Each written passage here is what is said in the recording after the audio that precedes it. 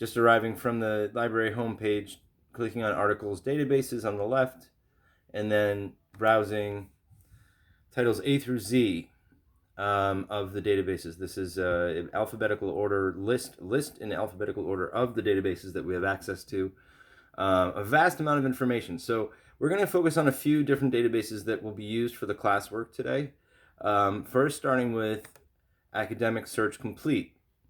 Academic Search Complete is a scraper, essentially, that brings together a bunch of sub-databases that allow us to focus on, oh, and I have to log in. Be sure you log in before it takes you to the page. You may have to, I'm sure if you're doing this from home, you would have to log in with your credentials. That's something that is not something I can provide for you. Hopefully you already have some ability to log into the library database. There are people who are on call that you can ask. But here we go at Academic Search Complete. So I've clicked on that from that A through Z list, right, of alphabetically ordered databases. And then we click, this is an important step. Note what I'm doing here. Clicking on Choose Databases. If we don't choose databases within this EBSCOhost Academic Search Complete, then we're only looking at sort of a few things. We want to sort of cast a wide net if we're sort of trying to narrow in on something. We start with a wide net. So I've selected all the different sub-databases or databases, disciplines. You can see there's a long list here.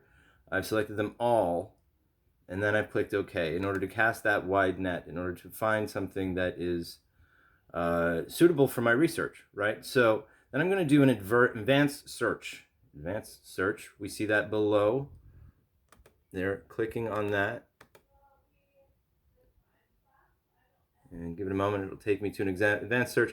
I'm just going to make stuff up here. So I did this before so that I could probably resist having to type with one hand. So hopefully what I chose, well, I'm typing with one hand. Cloning. Let's say we're studying. We have to, these are keywords that one of our professors, your professor, I may have given you, right? These are keywords with regard to that relate to, I should say, the topic of your choosing, right? That actually will be out of a series of topics that I'm going to share with you later in the semester. So cloning, let's look at the Boolean operators here, which is a fancy way of saying this is essentially whether it narrows things down or casts a wider net.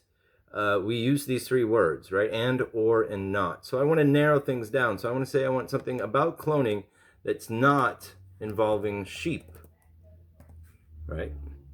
And I really don't know what the results of this might be now that I think about it. So we may have a large number of sources, but they're not sheep, all text. Of course, you can choose, on this side, we have fields you can choose from: author, title, subject, source, abstract. Where would we find these words is the question. So we're looking, I want to say, because I'm casting a wide net, I want to see that these words, cloning and sheep, might be in all text, but not when it comes to sheep, right? So I've said not sheep. I don't want this to be about sheep. I want this to be about cloning, let's say, humans. So I'm looking for articles that are about cloning of humans. A little weird. But let's make that a subject term, which means that the author has made that a searchable term. Lastly, I want to add another field. So did you see I clicked that little plus sign? And I'm adding, let's say I want this to be exclusive to the United States. And what I have to do is put quotations around United States. The reason being that if I want words that are in order,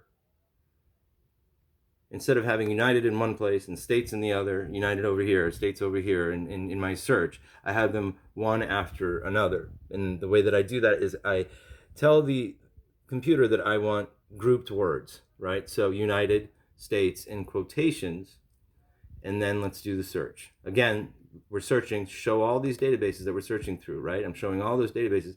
I chose all of them from the very beginning. Remember to choose databases from the start when you're using Academic Search Complete. So there I'm searching, and I'm sure I'm going to get a very high number. In fact, not as bad as I had suspected, 5,248. You think that's a high number, but there are millions of sources, certainly, who have written about cloning, it would seem, right?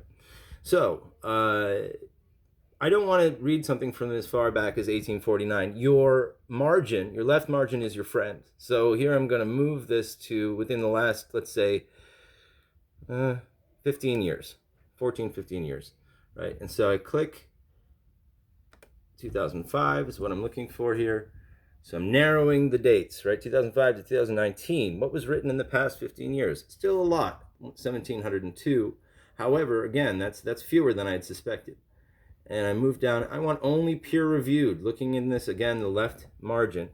Academic journals is what I want. I want things that were reviewed, read, passed through universities.